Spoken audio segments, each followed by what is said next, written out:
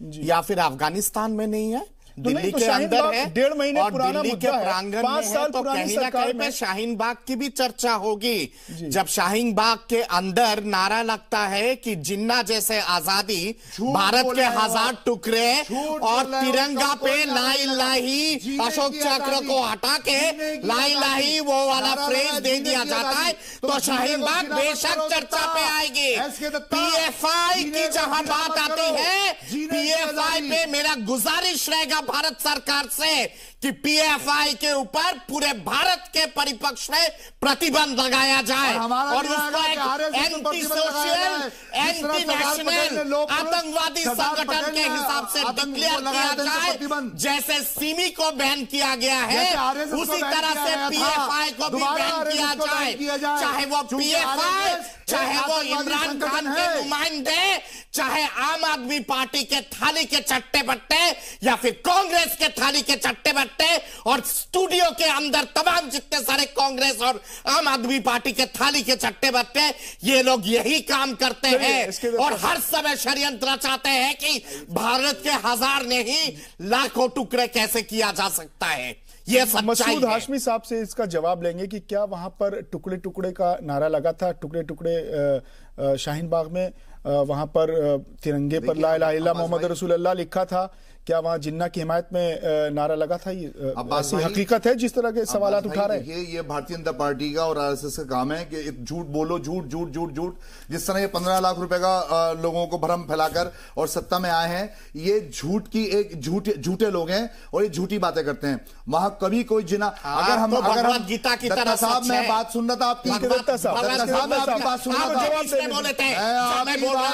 आप बीच में बोले थे, जानबूझ के अगर हम जिना की आइडियोलॉजी को पसंद करते होते तो आज हम हिंदुस्तान का हिस्सा नहीं रह रहे होते, हम हिंदुस्तान में फख्र से नहीं रह रहे होते। तो जिन्ना जैसे आजादी किसने लगाया था वहां पे? करते हैं जिन्ना जैसे आजादी किसने लगाया था? तिरंगा के अशोक चक्र को मिटा के वहां पे ला इलाहा किसने लिखा था? वो बड़ा सा जो तिरंगा वाला जो फ्लैग था उस पे जो अरबी में लिखा हुआ था, किसने लिखा था? आसमान से आके कोई लिख के गया था क्या? वो वही के लोगों ने लिखा था ये सारी बातें। चलिए हमारी लड़ाई बाज भाई, हमारी लड़ाई तो हिंदुस्तान में रहने की है। हम तो हिंदुस्तान को, हम तो आग्रह कर रहे हैं कि भाई हमें हिंदुस्तान से मत निकालो। हम तो हाथ जोड़ के ये आग्रह कर रहे हैं। हम कहां से टुकड़ा करने की बात कर लेंगे? हम तो अपने वजूद की लड़ाई लड़ना है। हिंदुस्तान हमारा मुल्क है, हम हिंदुस्तान से नहीं जाएंगे। जैसे आजादी नारा लगाए थे, भारत के 1000 टुकड़े आसमान से आए थे या फिर नर्क से उठ के आए थे वो लोग? ये सब नारे लगा के गए थे, कहां से आए थे? भूत प्रेत पिशाच था क्या वो लोग? अगर इंसान नहीं थे, दिल्ली के अगर लोग नहीं थे तो कहां के थे वो लोग? ये जरा आप तफ्तीश कर दीजिए और खुलासा कर दीजिएगा। भूत प्रेत पिशाच थे वो, जमीन के अंदर से आए थे और जिन्ना जैसे आजादी नारा लगा के गए थे वहां पे। मसूद हाशमी साहब, इसके दत्ता साहब, आराम से अगर बात करेंगे तो लोगों की समझ में आएगा। और मसला तो यही है कि मसला यह नहीं कि मसले को हल कौन करे, मसला यह है कि इसकी पहल कौन करे। अभी जो स्टूडियो में ये गहमा गहमी जो देखने को मिल रही है, यासिर जिलानी साहब के पास में आऊंगा। यासिर साहब, ये नफरत की सियासत का आगाज कहां से हो गया? ये नफरत की सियासत कौन कर रहा है और दिल्ली इंतखाबात में नफरत की सियासत को कौन लेकर आया? मैं एक चीज आपको बताऊं, नफरत की जो आप बात पूछ रहे हैं, दिल्ली इंतखाबात में इस वक्त भारतीय जनता पार्टी चुनाव जीत रही है और सरकार बन रही है। ये अहंकार नहीं बोल रहे, मैं हाथ जोड़ के आप यकीन मानिए कि विनम्र भाव से जो जमीन पे सिचुएशन है उसके अकॉर्डिंग मैं बता रहा हूं। जो हम लोग देख रहे 70 विधानसभाओं में अभी क्या हो रहा है, तो बौखलाहट है। अब आप बताइए, आपने सबसे पहले एक बहुत रिसर्च के साथ एक बात कही कि शर्जील इमाम जो था वो शाहीन बाग का मास्टरमाइंड था। सच्चाई है, यकीनी तौर पे आपका जो पहला वीडियो ओखला से आया था जिसमें शर्जील इमाम एक तरफ खड़ा है और आम आदमी पार्टी का मौजूदा जो इस वक्त का प्रत्याशी है और पहले का जो एमएलए है वो एक तरफ खड़ा था और वहां पे किस तरह के नारे लगाए गए, ये मसूद हाशमी साहब बताने में थोड़ा सा घबराने लगते हैं। जब सच्चाई इनसे पूछिए, किसने कहा था कि यहाँ पे बुर्के के अंदर रखी जाएंगी औरतें, मस्जिदों में पाबंदी लगा दी जाएगी, दाढ़ी कटवा दी जाएगी, टोपी लगने नहीं दिया जाएगा। ये वीडियो बाकायदगी से एक ऐसे आदमी का जो वहां का रिप्रेजेंटेटिव है, लगभग 5 लाख लोग उस इलाके में रहते हैं, उसको पिछली बार एमएलए बनाया था और इस बार भी वो आम आदमी पार्टी का प्रत्याशी है और शर्जील इमाम दूसरी जगह खड़ा था। तो ये नफरत ये है। अब आपको मैं बताऊं, कल रात में 2 दिन गोली चली, कल रात में भी गोली चली। एक दिन तमंचा लेके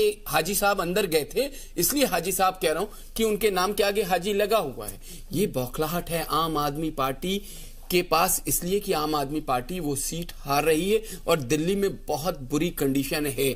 इस पे भी मसूद हाशमी अगर कोई मेरे ऊपर पलटवार करेंगे तो मुझे हैरानी होगी कि कांग्रेस के लाइक माइंडेड जो लोग हैं या कांग्रेस की तरफ से जो बोलते हैं, उन्हें इस बात का इंतजार है कि अगर लास्ट मोमेंट में हमारी नफरत के आड़े अगर कोई आएगा और बीजेपी को हराने की कोई बात अगर लास्ट मोमेंट तक में होती है तो कांग्रेस के लोग विड्रॉ कर लेंगे और एक दिन पहले वो ऐलान कर देंगे, जैसे पिछली बार ऐलान किया था कि भाजपा को हराना है तो आम आदमी पार्टी को वोट दीजिए। लेकिन इस बार दिल्ली की जनता अब्बास भाई बेहद समझदार तरीके से देख रही है। वो देख रही है कि 4 साल 9 महीने तक आम आदमी पार्टी के 10 सेकेंड 4 साल 9 महीने तक आम आदमी पार्टी ने क्या किया। 3 महीने में आप फ्री होने की बात कर रहे हैं और दिल्ली का जो भारतीय जनता पार्टी का, मैं इसलिए बार बार ये बात कह रहा हूं कि जो संकल्प पत्र आया उसमें आप देखिए 2 रुपए किलो आटे देने की बात हुई है। 2 रुपए किलो, 20 रुपए किलो आटा मिलता है।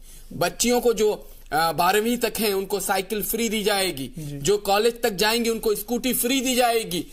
और आपको जो धारा 81 है किसानों के लिए पूर्णतः रूप से ये संकल्प पत्र में कहा गया है कि उसको खत्म किया जाएगा। किसानों को इससे कितना बेनिफिट होने जा रहा है और संकल्प पत्र वही भारतीय जनता पार्टी बनाती है जो अपने लोगों के लिए आगे 5 साल तक का रोड मैप होता है, वो काम करती है। तो हम उस पर चर्चा करें, मसूद हाशमी नहीं कर पाएंगे क्योंकि इन्हें मालूम नहीं है कि कांग्रेस के जो मैनिफेस्टो उसमें क्या कहा गया, आम आदमी पार्टी का मैनिफेस्टो उस पे क्या। ये सिर्फ चर्चा करेंगे जहां पे नफरत की बात हो, जहां पे आपस में तोड़ फोड़ की बात हो, समाज के ताना बाना को बिखेरने की बात हो। मसूद हाशमी साहब बड़ी बड़ी आवाजों के साथ कूद जाएंगे, लेकिन हमें दिल्ली के लोगों के लिए सोचना है और आने वाले 5 साल के लिए हमें भारतीय जनता पार्टी की सरकार इसलिए देनी है क्योंकि सेंट्रल में भारतीय जनता पार्टी की सरकार है और जिस तरीके से काम कर रही है वजीर आजम की सरकार, यकीन मानिए कि उस पर भी सवाल लेंगे कि आपने कई सूबे और कई रियासतें गंवा दी हैं। मसूद हाशमी साहब,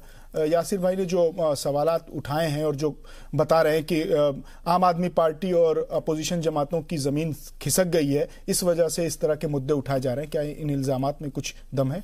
देखिए ऐसा है, इनका मैनिफेस्टो ही बताता है, इनका भी और कांग्रेस का भी। ये मुझे लाख कांग्रेस के पाले में डालने की कोशिश कर दें, लेकिन हम तो कांग्रेस के जख्म खाए हुए लोग हैं। इनका मैनिफेस्टो ये बताता है कि ये बहुत ज्यादा घबराए हुए हैं और इसी वजह से जो अभी धारा 81 की बात की इन्होंने, या साइकिल देने की, स्कूटी देने की बात की, ये लालच दे रहा है, ये रिश्वत दे रहे हैं वोटर्स को। बताइए, अगर बहनों मालूम है कोई बात, बच्चियों के लिए कोई बात कही जा रही है, आप कहते हैं कि हम बहनों को सुनना था आपकी बात, इस तरह की बात तो ना करें, कम से कम लालच दे रहे हैं, बोलने दीजिए। किसके लिए कह रहे हैं? उनको मालूम है कि अगर दिल्ली में इस बार आम आदमी पार्टी की सरकार नहीं बनी तो हिंदुस्तान में, मैं गारंटी से कह रहा हूं अब्बास भाई, पूरे हिंदुस्तान में कोई भी सियासी नेता, चाहे वो कॉर्पोरेटर हो, चाहे वो एमएलए हो, चाहे वो एमपी हो, अपने क्षेत्र का काम करना छोड़ देगा, क्योंकि वो ये सोचेगा कि काम करने के बाद भी वोट नहीं मिलता। जब आम आदमी पार्टी नहीं जीत पाई इतना काम करने के बाद, तो काम करना छोड़ो, अब तो सिर्फ हिंदू मुसलमान की या लोगों को लालच देने की, वोट खरीदने की बात करो, बस वो वोट। देखिए, मुझे लगता है अब्बास भाई कि इन्होंने पाला पलट लिया, मुझे मालूम नहीं है, शायद ये आम आदमी पार्टी में जा चुके हैं, इसीलिए बार बार आम आदमी पार्टी की बात करें। मैं तो परसों तक कांग्रेस का समझ रहा था। नहीं, तो मैं आप ही के इलाके में जो ये जहां रहते हैं ना, मटिया महल विधानसभा में, मैं उन्हीं से पूछ लेता हूं कि सुविलान, सीताराम बाजार और तुर्कमान गेट तक का जो स्ट्रेच है मटिया महल में, वहां के एमएलए ने क्या किया है, आपको देख के दुख नहीं होता? मैं शर्म नहीं कहूंगा, सारी सड़कें खुदी पड़ी हुई हैं, तार जो नंगे 10 फीट पे आपके गिर रहे हैं, अगर बारिश हो जाती है, नाली का पानी बाहर आ जाता है, उन खंभों में करंट आ जाता है, गरीब लोगों को करंट लगता है, वो हॉस्पिटल पहुंच जाते हैं। आप उसको काम कहते हैं? आप उसे काम कहते हैं? आप उसे काम कहते हैं? मैं मटिया महल की बात कर रहा हूं, मैं दिल्ली की बात कर रहा हूं, आप विकास की बात करिए, आप बल्ली महाराज की बात करिए, आप जामा मस्जिद की बात करिए, आप ओखला की बात करिए, आप सिलमपुर सबूत की बात करिए, नहीं कर पाएंगे। आप विधानसभा और दिल्ली से बाहर जाने, देखिए मॉडल बनाया, इंतखाब पे आप रहिए, दिल्ली इंतखाब की बात हो रही है। आज सब जानते हैं। अरे क्या बात कर रहे हैं, आपके पास करने के लिए कुछ नहीं रह गया, आपको सिर्फ हिंदू मुसलमान में। अब्बास भाई मजा आने लगा, इन्हें ये मजा इसलिए आ रहा है कि जो वोट है, जो पुष्टिकरण की सबसे बड़ा उदाहरण मुसलमानों का वोट, वो एक जगह इकट्ठा दिखाई दे रहा है। मसूद हाशमी साहब, मुझे दुख होता है, आप बुद्धिजीवी वर्ग से आते हैं और आज आप आम आदमी पार्टी के साथ खड़े हो गए, जो अपनों के नहीं हो पाए, जो अपने सगों के नहीं हो पाए, जिन्होंने पार्टी को खड़ा किया, उनको बाहर का रास्ता दिखा दिया। एक नहीं, 10वीं 12वीं ऐसे आपके एग्जाम्पल है, चाहे वो प्रशांत भूषण हो, जोगिंदर यादव हो, कुमार विश्वास हो, क्या किया आम आदमी पार्टी ने उनके साथ? वो लोग क्या काम करेंगे जो आपके मैनिफेस्टो में? वो लोग क्या काम करेंगे? जारी रखेंगे, आ जाऊं अभी जारी रखेंगे। यासिर जिलानी साहब, मसूद हाशमी साहब, दत्ता साहब, आप पीएफआई जैसी तंजीम पर संगीन इल्जाम लगाते हैं, 100 करोड़ से ज्यादा का उस पर आप बताते हैं कि फंड आया है और एंटी सीए प्रोटेस्ट को फंड किया है पीएफआई ने। फिर उसकी आप पिछले कई वर्षों की कारकर्दगी पेश करते हैं, उसकी परफॉर्मेंस दिखाते हैं कि उसकी ये एंटी नेशनल एक्टिविटीज रही। ये सारी चीजें हो जाती हैं, सरकार बीजेपी की है, आपकी सरकार है। क्या कर रही थी इंटेलिजेंस एजेंसियां, क्या कर रही थी सिक्योरिटीज एजेंसियां? क्यों इतनी मोहलत दे दी आपने, इतना वक्त दे दिया कि ये पीएफआई जैसी तंजीमों ने आपके मुताबिक इस तरह के काम अंजाम दिए? देखिए, जहां पीएफआई की जहां बात आती है, आपको याद होगा वामफ्रंट के केरल के सरकार ने बाकायदा प्रतिबंध लगाने के लिए भारत सरकार को चिट्ठी लिखा था, प्रतिबंध लगाने के लिए और पीएफआई को केरल में बैन करने के लिए जी। क्योंकि बाकायदा उन लोगों ने कहा था कि तमाम जितने सारे anti national anti social activities है वो पीएफआई के माध्यम से कौन कौन सी एंटी नेशनल और एंटी सोशल? जैसे आपके ड्रग माफिया के जितने सारे तस्करी है, वो कहीं ना कहीं पे केरल सरकार ने आरोप लगाया था कि मालदीव्स और मालाबार के माध्यम से वो तस्करी का काम करते हैं, ड्रग्स बेचने का काम करते हैं, हवाला ट्रांजैक्शन करवाते हैं, हवाला के माध्यम से इलीगल ब्लैक मनी का लेन देन करते हैं। इसके साथ साथ केरल में सामाजिक वातावरण को खराब करने के लिए बहुत ऐसे भड़काऊ भाषण देते हैं, बहुत सारे ऐसे सांप्रदायिक दंगाओं को योजना पहनाते हैं और कहीं ना कहीं पे उसके पीछे पूरा बाकायदा उनका। लेकिन उनकी तो सफाई आ गई थी, उनकी तो सफाई आ गई थी कि हमारा ऐसी किसी भी एक्टिविटी में इन्वॉल्वमेंट नहीं है। पर केरल सरकार ने उस जो रिक्वेस्ट लेटर था भारत सरकार के लिए उसको विड्रॉ नहीं किया आज तक, और आज भी केरल सरकार उसी बात पे कायम है। ये केरल में तो भाजपा की सरकार है नहीं। इसके साथ साथ मैं आपको जम्मू कश्मीर के सरकार के उस समय के नेशनल कॉन्फ्रेंस और कांग्रेस के सरकार के दौरान उस समय की बात भी मैं बता सकता हूं कि उन लोगों ने भी कहा था कि जम्मू उधमपुर के आसपास के इलाके में पीएफआई के जो एक्टिविटीज है वो काफी ज्यादा नेफेरियस हो चुका है। नहीं, लेकिन वो पीएफआई का कहना है कि हम जम्मू कश्मीर में है ही नहीं, जब फ्लड आया था, सैलाब आया था तो हम राहत रसानी के लिए कहने से नहीं होता है ना, तो आपके पास है डॉक्यूमेंट्स और सबूत है आधार पे है। और अभी जो ईडी और आईबी की तरफ से जो पूरा तफ्तीश हो रही है, ईडी और आईबी किसी भी संस्था के ऊपर बिना सोचे समझे तो तफ्तीश नहीं करती है ना। अगर उसके पास पुख्ता सबूत होगा तभी जाके तफ्तीश करती है, उसके आधार पे ही करती है। अब बात यहाँ पे ये आती है कि मेरे भाई कह रहे थे कि काम के आधार पे बात नहीं। एक सवाल और ले लीजिए इसके दत्ता साहब, जब आपको इतना पता है तो इंटेलिजेंस को भी पता होगा, सरकार में बैठे हुए लोगों को भी पता होगा, और तो पीएफआई पर फिर बैन क्यों नहीं लगाया गया पूरे मुल्क में? के लिए एक बाकायदा एक लीगल मॉडस ऑपरेंडी होता है, कानूनी प्रक्रिया के माध्यम से किया जाता है। तो पीएफआई तो 2005-6 से रातों रात आप किसी पे बैन नहीं लगा सकते हो। वो तो 2006 से है मेरे ख्याल से विड्रॉ कर सकते हो। सिमी के ऊपर भी जब बैन लगा था, सिमी के ऊपर लगभग 5-6 साल तक जांच हुई पहले। यहाँ तो 15 साल हो गया ना। उसके बाद ही जाके बैन लगा है सिमी पे, और सिमी पे पहले बार बैन लगने के बाद कोर्ट के पास चले गए थे, कोर्ट से बाकायदा उनको स्टे ऑर्डर मिल गया था। उसके बाद दोबारा मनमोहन जी के सरकार ने दोबारा बैन लगाई थी सिमी के ऊपर, तो कहीं ना कहीं पे 8-10 साल तक खींच गया था। तो कहीं ना कहीं पे जब आप प्रतिबंध लगाते हो, बैन लगाते हो, बाकायदा छानबीन के बाद पुख्ता आधार के ऊपर पूरा डॉक्यूमेंटेड। हाँ, तो मैं वही तो कह रहा हूं कि पीएफआई जो है वो 2006 से एग्जिस्ट है। नहीं, 2006 से एग्जिस्ट है, पर अभी जो शाहीन बाग या फिर जामिया या फिर देश के अलग अलग प्रांगण में जिस तरह का वायलेंस हुआ है एनटीसीए वाला एक्टिविटीज को लेके, प्रोटेस्ट को लेके, उसके बाद आप बहुत तेजी से छानबीन हो रही है। यूपी सरकार छानबीन कर रही है, बिहार सरकार छानबीन कर रही है, इसके साथ साथ आसाम सरकार छानबीन कर रही है। लगातार जब चारों तरफ से छानबीन होने के बाद सारी चीजें जब डॉक्यूमेंटेड होता है, तभी जाके भारत सरकार के पास पहल किया जा सकता है और तब जाके बैन करने की जो सिचुएशन पैदा होती है और बैन किया जाता है। दूसरी बात यहां पे ये आता है कि इन्होंने कहा है कि काम के ऊपर बात होना चाहिए। मैं भी कहता हूं कि काम के ऊपर बात होना चाहिए। पुराना जो आम आदमी पार्टी का जो पिछले असेंबली इलेक्शन का जो मैनिफेस्टो था, उस पे इन्होंने कहा था 70 वादे किए थे उस मैनिफेस्टो पे कि 5 साल में अगर हमें सरकार बनाने का मौका मिलता है तो हम ये 70 वादे पूरा करेंगे। अगर इनका काम इतना ही शानदार होता तो ये अपने वेबसाइट से उस मैनिफेस्टो को क्यों विड्रॉ कर लिए हैं? जो पिछला मैनिफेस्टो है असेंबली इलेक्शन का, वो तो गायब है। चलिए वो दिल्ली इंतखाबात पर आम आदमी पार्टी के मैनिफेस्टो पर फिर बात करेंगे।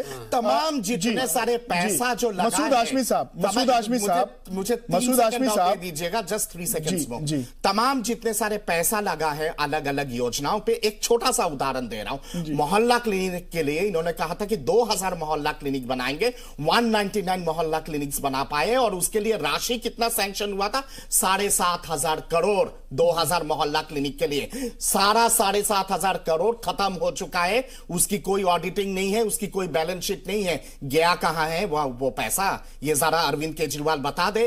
तो अब फ्री वाईफाई की इन्होंने बात की थी ना, आप मैं गुहार लगाता हूं, हाथ जोड़ के बोलता हूं कि 4-5 दिन बचा हुआ है अरविंद जी। 4-5 दिन के लिए जो आपने वादा किया था फ्री वाईफाई का, 4-5 दिन के लिए कम से कम दिल्ली के जनता को फ्री वाईफाई दे दीजिएगा।